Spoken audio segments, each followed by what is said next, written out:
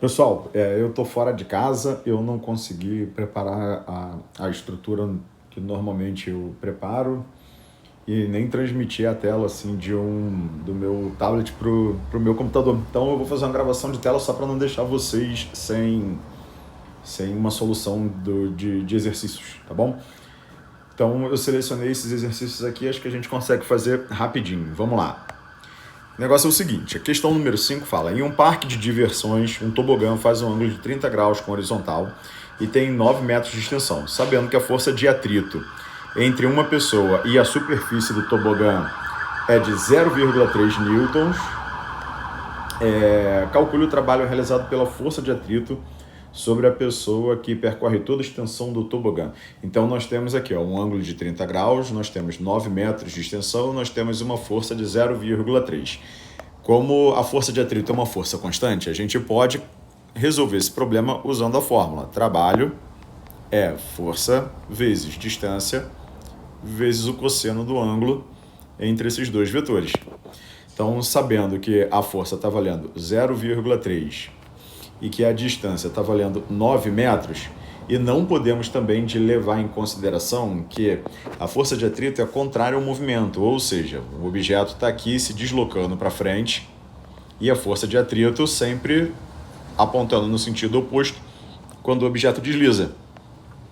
Então, o ângulo entre a força e o deslocamento é um ângulo de 180 graus, quando a gente fala de atrito.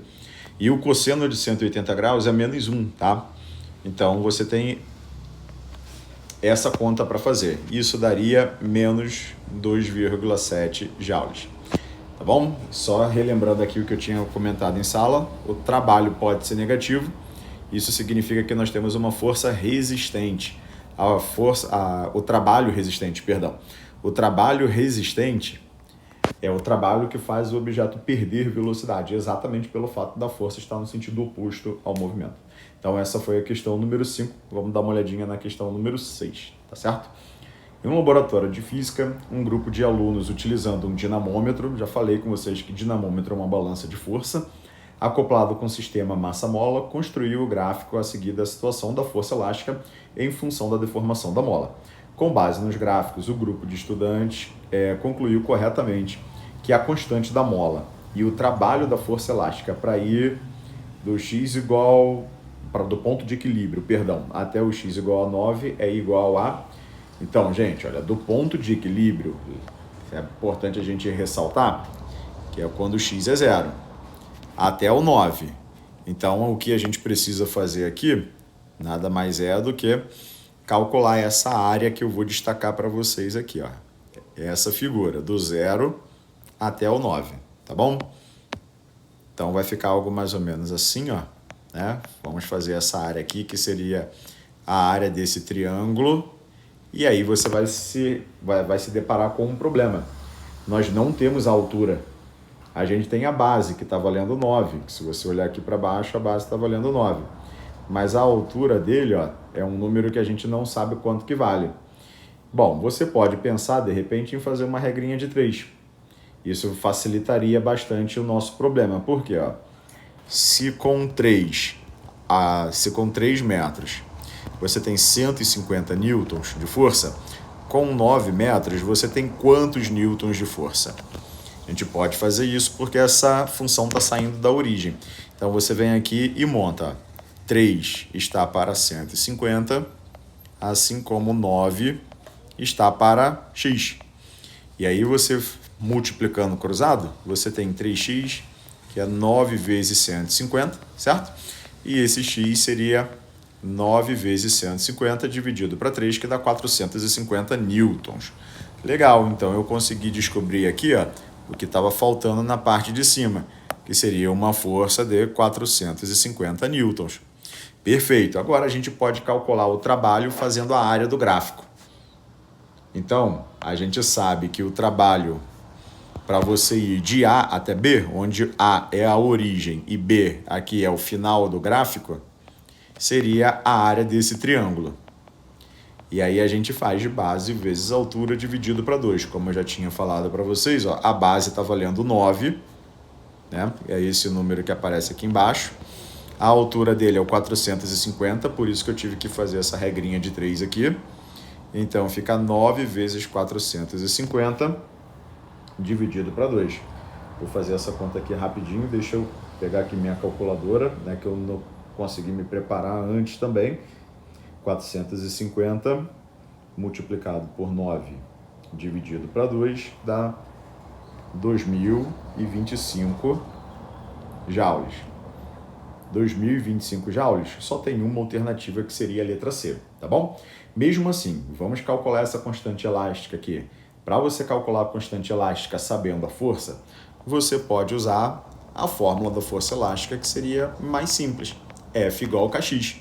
Como a gente está tentando descobrir o valor do K, você joga o x para o outro lado dividindo.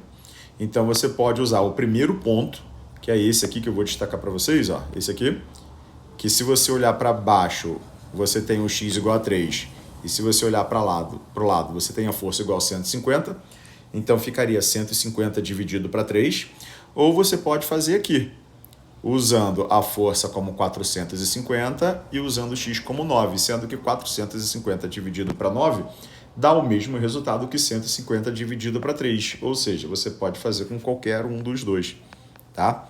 150 dividido para 3 igual a 50 newtons por metro, certo? Só reforçando, se você fizesse com o ponto B, seria 450 dividido para 9, que também daria 50, e isso bate direitinho aqui com o que a gente imaginou que poderia ser a resposta correta. Tá bom? Vamos seguir aqui, pessoal. Então, nós temos aqui uma nova questão falando para a gente o seguinte: o trabalho realizado por uma força constante que atua em um corpo na direção do seu movimento é calculado pelo produto entre a força e o deslocamento. Ele está explicando para a gente a forma. Se a força está a favor do movimento, dizemos que o trabalho é motor. Se ele está no sentido contrário, dizemos que o trabalho é resistente. Ou seja, ele descreve a teoria que a gente viu em sala de aula. A intensidade da força de atrito, lembrando que força de atrito é contrária ao movimento, né? Quando o objeto desliza. E por isso, o cosseno de 180 graus vai dar menos 1, o trabalho vai ser negativo, é um trabalho resistente, tá certo? Aí ele pergunta aqui pra gente, ele realiza um trabalho resistente, até falou, ó, de 120 joules. É negativo, tá bom? Fazendo o corpo parar depois de percorrer 8 metros. E ele está querendo que a gente calcule a intensidade dessa força de atrito. Bom, eu posso usar a fórmula do trabalho, força vezes deslocamento, vezes o cosseno do ângulo entre esses dois vetores. Sabendo que aqui nós temos menos 120 joules. Esse F que está aqui, ó, é o que a gente vai tentar descobrir quem é, que é a força de atrito. A distância, 8 metros. E o cosseno de 180 graus, né, vale menos 1. E aí, menos do lado direito, menos do lado esquerdo, menos com menos a gente sabe que cancela. No final das contas, fica a mesma coisa que 120 igual a FAT vezes 8. Passo o 8 para o outro lado, dividindo, né, pessoal? E aí você finaliza aqui só fazendo a última continha, que seria 120 dividido para 8, que dá 15. Aí a gente encontra a letra D, tá? 120 dividido para 8. Então, nós temos aqui uma força de atrito de 15 newtons. Beleza, letra D. Tá, vamos para a próxima. A gente tem aqui agora uma questão falando sobre potência. Vamos dar uma olhadinha nela. Ó, em uma campanha publicitária, afirma que o veículo apresentado, né, de 1.450 kg percorre uma distância horizontal a partir do repouso e atinge uma velocidade de 108 km por hora em 4 segundos. Desprezando as forças dissipativas, considerando a gravidade 10, qual é a potência média em watts desenvolvida pelo motor do carro? Lembra que potência mecânica a gente pode fazer com essa formulazinha aqui? Parece que a gente está escrevendo por favor, né? Se eu quero a potência média, é só você calcular a velocidade média, tá certo? Como ele descreve um movimento variado, a gente tem uma observação importante para o movimento variado. A velocidade média pode ser a média das velocidades. Isso não acontece em todos os movimentos, mas no movimento variado ele pode ser utilizado. Sabendo que o objeto partiu do repouso A velocidade inicial é 0 e a velocidade final dele é 108 km por hora. A gente precisa dividir isso aqui por 3,6 para a gente transformar em metro por segundo. E 108 dividido por 3,6 vai dar 30 metros por segundo. Então vai ficar mais fácil para a gente fazer essa conta depois. Certo? Nós temos uma velocidade média de 15 metros por segundo. Tá ótimo, já tem uma parte aqui do que eu preciso para poder calcular a potência média. Eu só preciso agora descobrir a força. E para isso eu relembro a segunda lei de Newton, onde a força resultante é a massa vezes a aceleração. A aceleração ele não deu para a gente também. Você pode fazer como ΔV sobre ΔT. Então eu tenho que subtrair as duas velocidades, a final e a inicial, e dividir pelo tempo. Ele deu o tempo, são 4 segundos, olha aqui em cima, tá vendo? Então vai ficar 30 dividido para 4, 7,5 metros por segundo ao quadrado. Legal, achei a aceleração, agora eu posso calcular o valor da força. É 1.450, deixa eu só confirmar aqui se é esse valor mesmo. Isso, olha aqui em cima para mim, 1.450 multiplicado pela aceleração, que é 7,5. Bom, fazendo essa conta aqui, 1.450 vezes 7,5, nós vamos ter uma força de aproximadamente 10.875 newtons. Beleza, gente, só está faltando isso aqui para a gente poder agora calcular a potência, né? Seria 10.875 vezes 15. E se você fizer essa multiplicação, nós temos uma resposta de 163.125 watts. A gente vai transformar isso em notação científica e você já sabe que a resposta é a letra B, porque você vai andar 5 casas decimais para você colocar a vírgula entre o 1 e o 6. Você vai andar 5 casas decimais e você vai aproximar para 1,6 vezes 10 elevado a 5. Bom, finalizamos aqui mais uma, tá? 1,63. Tá. Então, feito aqui mais uma questão, tá? Vamos para a próxima. Se não me engano, é a última que eu selecionei aqui para a gente fazer. Então, para reciclar um motor de potência elétrica de 200 watts, essa potência aqui é a potência que ele recebe. É a potência total. O motor recebe uma potência de 200 watts. Um estudante construiu um elevador e verificou que ele é capaz de mover 80 kg para 3 metros de altura em 1 minuto.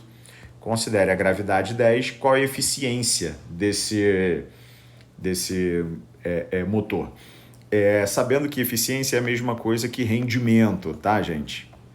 Então, nós temos aqui, eficiência como sinônimo de rendimento. E eu tinha falado para vocês que nós podemos calcular o rendimento fazendo a potência útil dividido pela potência total, certo? E que a potência útil a gente pode calcular como sendo o trabalho que a gente realiza para mover esse objeto dividido pelo tempo. Como a gente vai pegar um objeto e a gente vai elevar ele, a gente vai fazer ele subir, o trabalho é realizado pelo peso, que é o mgh. Então vamos fazer o seguinte, potência útil vai ser 80 kg multiplicado pela gravidade, que é 10, multiplicado pelos 3 metros de altura, isso dividido pelo tempo, que é 1 minuto. Porém, é importante ressaltar que a gente precisa que esse tempo esteja medido em segundos, que são 60 segundos. Então, ficaria aqui, 60 segundos. Se a gente fizer essa conta, vai dar 40 watts. Então, já temos a potência total, está escrito aqui em cima, e nós temos a potência útil. Para calcular um rendimento, a gente só precisa dividir uma coisa pela outra. Então, ficaria 40 dividido por 200. Corta aqui, simplifica em cima por 2, embaixo por 2, dá 2 décimos. 2 décimos é 0,2. Se você quiser passar isso, para porcentagem, basta você multiplicar por 100. Então, nós temos 20%, letra B, tá bom? Gente, eu peço desculpas aí porque foi o melhor que eu pude fazer agora na situação que eu tenho. Você pode ver ali em cima a hora que tem, o dia que tem, que foi o único momento que eu consegui parar para gravar alguma coisa para vocês, tá bom? Perguntando, querendo tirar alguma dúvida, pode colocar aqui na própria questão, tá bom? A gente se vê em breve. Até mais, pessoal.